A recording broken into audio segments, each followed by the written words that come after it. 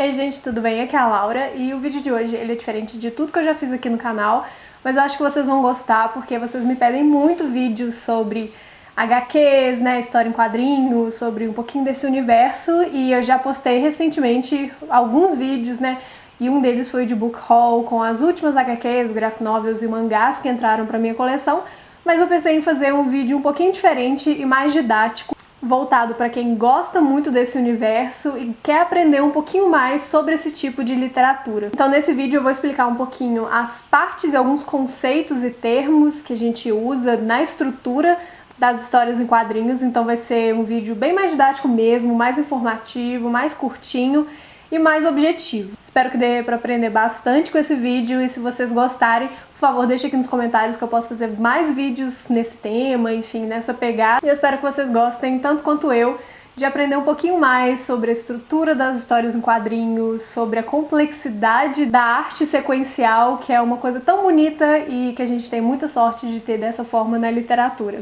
E o que eu vou compartilhar é um pouquinho do que eu aprendi ao longo do tempo, seja pesquisando na internet, seja fazendo cursos a respeito de histórias em quadrinhos, seja trabalhando no meio, enfim. São termos e conceitos mais técnicos, mas que eu acho que quem gosta de histórias em quadrinhos vai querer saber e vai querer ficar por dentro. E se você gosta desse tipo de vídeo, já deixa o like aí no vídeo, já se inscreve no canal, ativa as notificações, porque tem muito conteúdo legal vindo aí, principalmente se você gosta de história em quadrinhos. Vamos lá?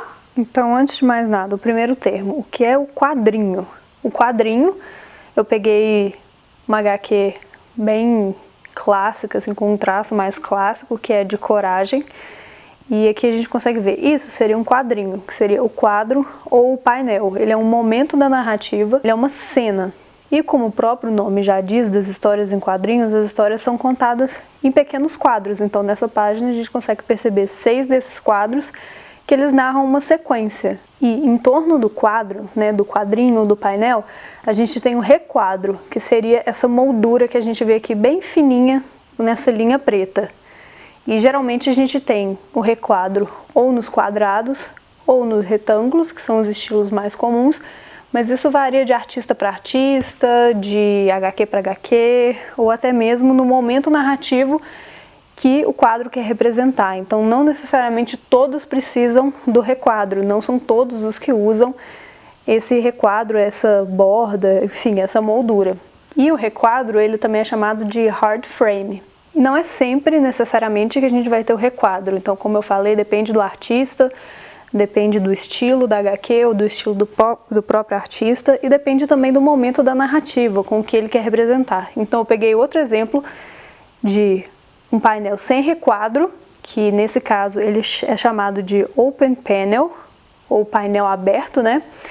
Que nesse caso, por exemplo, dessa graphic novel em específico, a gente consegue ver a diferença, que aqui não foi usado o requadro para mostrar um momento diferente da narrativa, então ele dá um pulo de tempo, um salto no tempo. Então aqui a gente vê os personagens terminando um diálogo, terminando uma conversa, e logo depois ele já passa para outro momento. Então também é uma forma de quebrar a narrativa, de dar um ritmo diferente para a narrativa e para contextualizar o leitor do momento da história. O Open Panel, ele também tem o objetivo de às vezes causar um impacto, de dar um enfoque maior em determinado momento da história, de acordo com a mensagem que o autor quer trazer.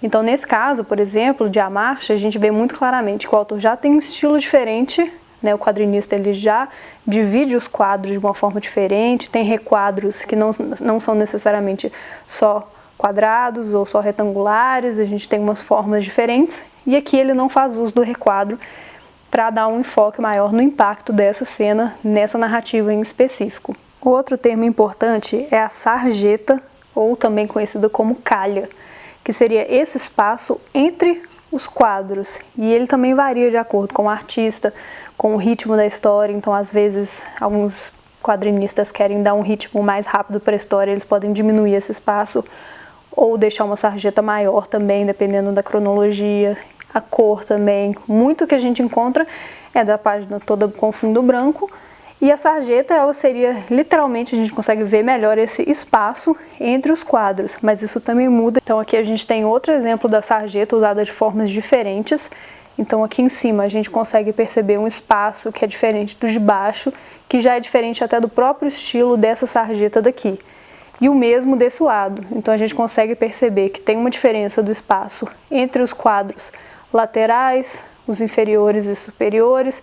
Então isso depende muito do artista, do ritmo que ele quer dar para a narrativa, para a mensagem que ele quer passar, porque nos quadrinhos não só o texto carrega uma mensagem, não só a imagem, mas toda a composição da página como um todo compõe para passar o ritmo, a mensagem, o tom da história e tudo mais. Em Vida de Gato a gente consegue ver a sarjeta também bem diferente, ela não tem fundo todo branco, o que divide os quadros, na verdade, é a sarjeta mais fina e preta, então a gente consegue ver aqui também uma página com um ritmo diferente, dá pra ver como que isso influencia em comparação com outros que a sarjeta é maior. Então isso também é muito característico do estilo da HQ, dessa graphic novel própria. Um elemento muito importante nas histórias em quadrinhos é o enquadramento. E algumas graphic novels a gente consegue perceber claramente, ainda mais essas que têm um desenho mais acadêmico, ou seja, um estilo artístico mais realista, que a gente tem um pouquinho dessa semelhança com o cinema, então com a escolha de onde cada câmera vai filmar, qual plano vai dar mais enfoque. Então aqui, por exemplo, em Love Kills, que é uma HQ que tem um estilo mais realista, a gente consegue ver o enquadramento de cada um desses. E o que seria o enquadramento desses quadros? É a delimitação da imagem, ou seja, o que vai aparecer ou não em cada quadro. Então aqui a gente consegue ver um plano um pouco mais geral, como que vai se aproximando, parecido mesmo com uma câmera. Isso é um enquadramento que o artista, que o quadrinista, enfim, que o autor quer dar para cada um dos quadros. E é uma forma também de forçar o leitor a ter determinado olhar, a focar em determinado elemento que vai contribuir de alguma forma para o sentido daquela cena ou para o sentido daquela narrativa. Então a gente consegue perceber aqui de forma muito clara como que o enquadramento move o olhar do leitor pela narrativa. Um conceito e um termo muito interessante da gente entender é também o da página gradeada. O que seria a página gradeada?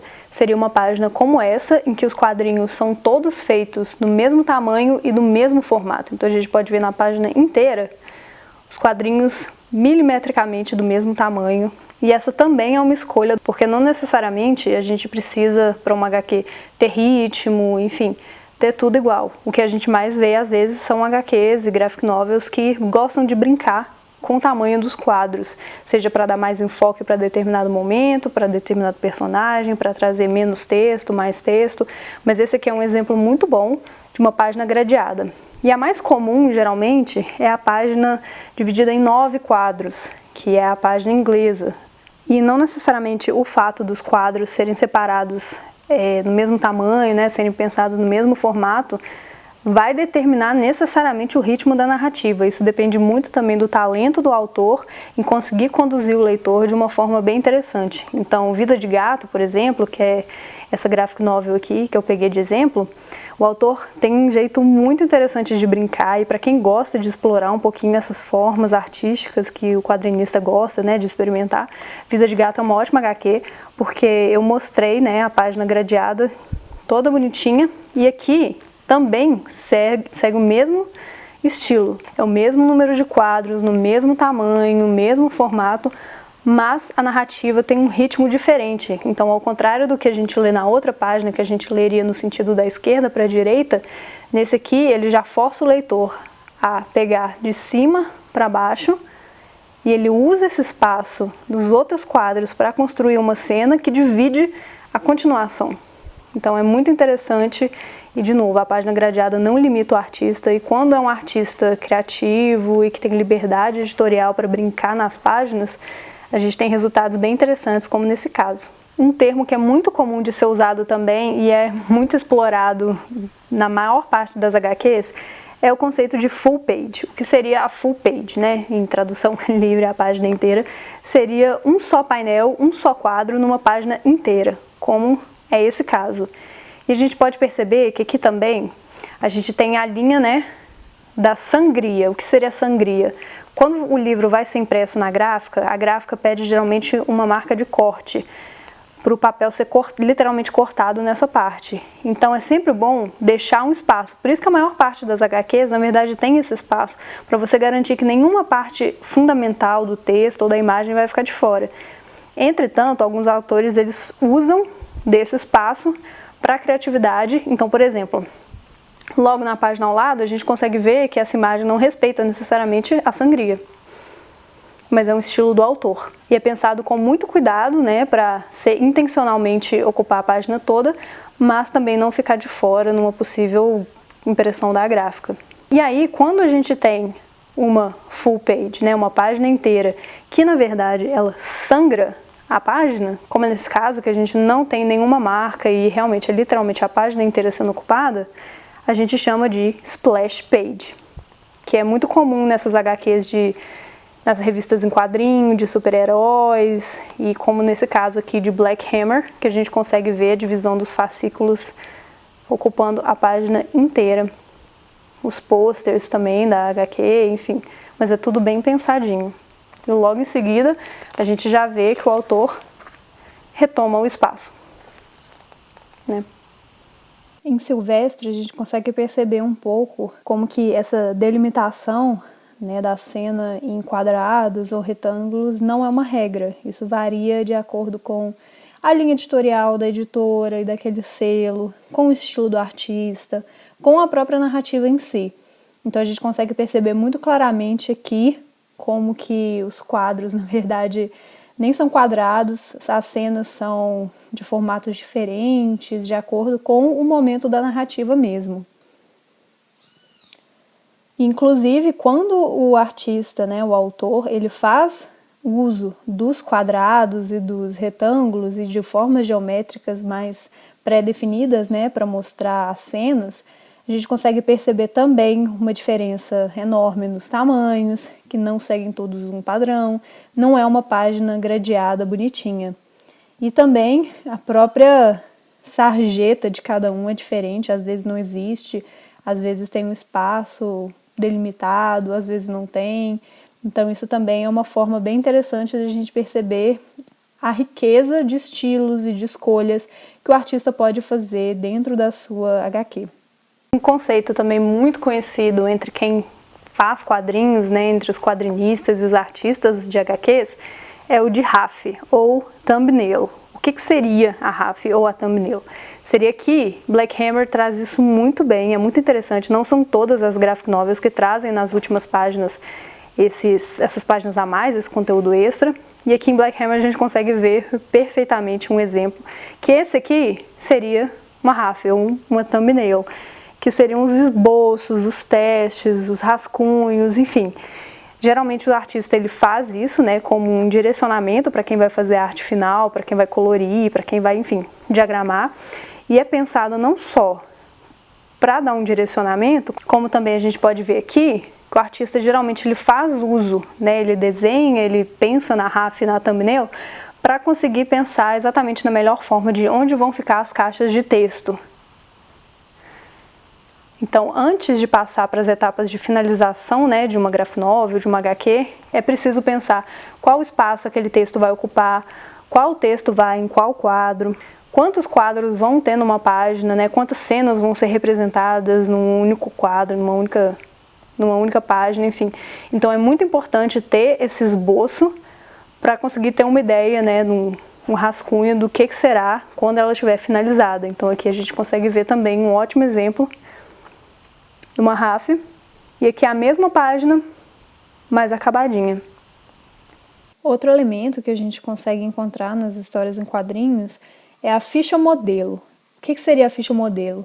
Ela contempla todas as características visuais do personagem e a gente consegue encontrar, não de forma tão comum, né, nas revistinhas em quadrinhos ou em HQs mais curtas, mas, por exemplo, no caso de Black Hammer, na primeira edição, a gente teve várias páginas dedicadas à ficha modelo dos protagonistas. E como eles são super-heróis, a gente também pôde ver os poderes, as armas, os dados pessoais, a história. E isso ajuda na hora do artista representar de forma gráfica, representar os desenhos, mostrar isso da forma mais explícita possível, para ele conseguir entender as motivações do personagem, para conseguir retratar de forma mais fiel ao que o autor pensou, ao que o roteiro pede. Então também é um elemento muito interessante para os leitores que vão ter acesso a esse bônus mas também é uma parte essencial da criação da história, da parte visual da história como um todo. Pensando nos elementos do texto que a gente encontra de forma quase que universal nas HQs, nas graphic novels, enfim, a gente tem a caixa de texto, que a caixa de texto, ela também é conhecida como caixa narrativa ou até recordatório. E ela, muitas vezes, que seria esse caso aqui, ela pode substituir o balão de pensamento. Então, geralmente, o texto que vem dentro se refere a um texto que está sendo dito ou pelo narrador, ou por algum personagem que seja onisciente, ou pelo personagem principal mesmo. Então, nesse caso, a gente consegue perceber muito fácil que ela substituiu o balão de pensamento, que também é usado aqui embaixo. Então, isso varia muito também. Aqui, por exemplo, a autora começa com a caixa de texto para dar um espaço do momento anterior, que são lugares diferentes, dias diferentes, momentos diferentes. Então, ela usa a caixa de texto para colocar o pensamento da personagem, logo em seguida ela já começa com os balões de pensamento, já que está no mesmo momento. E os balões também têm nomes diferentes. A gente acha que é só chamar, talvez, balão de conversa, ou enfim, o que retrata a fala dos personagens, mas na verdade o balão também tem nomes para suas partes. Então aqui a gente tem o balão normal, né, que a gente conhece da conversa entre os personagens. Então você tem a borda, que como o próprio nome já diz, é o tracinho preto, ou enfim, é o que dá forma ao balão. A gente tem o texto, que seria o centro do balão, então geralmente o texto está bem colocado, bem centralizado, e o tamanho do texto também varia de acordo com a mensagem que o autor quer passar no momento. Então aqui a gente consegue perceber que elas estão conversando no mesmo tom, na mesma altura, no mesmo volume. Por quê? Porque todo o texto está do mesmo tamanho. Então é muito possível a gente perceber, às vezes, quando o personagem está mais tímido, o texto tem um tamanho menor. Quando tem um grito, a gente vê também na caixa alta e uma fonte maior. Então isso tudo varia e são mensagens sutis, mas que a gente entende de forma intuitiva, simplesmente pela forma como o texto está disposto dentro do balão. O respiro seria o espaço entre o texto e a borda, então é isso que também contribui nessa questão de tamanho do texto, o tamanho do respiro. Tudo isso contribui, seja para o volume do personagem, da voz do personagem, né? Seja da mensagem que ele quer passar com aquilo, seja um sussurro, enfim, tudo isso varia. E o apêndice seria essa perninha do balão que mostra quem está falando. Então aqui a gente consegue perceber, nesse de baixo, claramente quem fala, porque o apêndice indica para cada uma das personagens. É isso, eu espero que vocês tenham gostado de aprender um pouquinho alguns dos termos que a gente conhece na estrutura e na forma de pensar nas histórias e fazer as histórias em quadrinhos. E se eu deixei de fora algum termo que você considera muito importante, deixa aqui nos comentários, porque quem sabe eu posso fazer uma parte 2 desse vídeo ou mais vídeos nesse estilo, nesse formato, enfim, com essa pegada. Mas eu preciso saber de vocês, então por favor deixa aí nos comentários. E é isso, eu espero que vocês tenham gostado do vídeo e até a próxima. Tchau!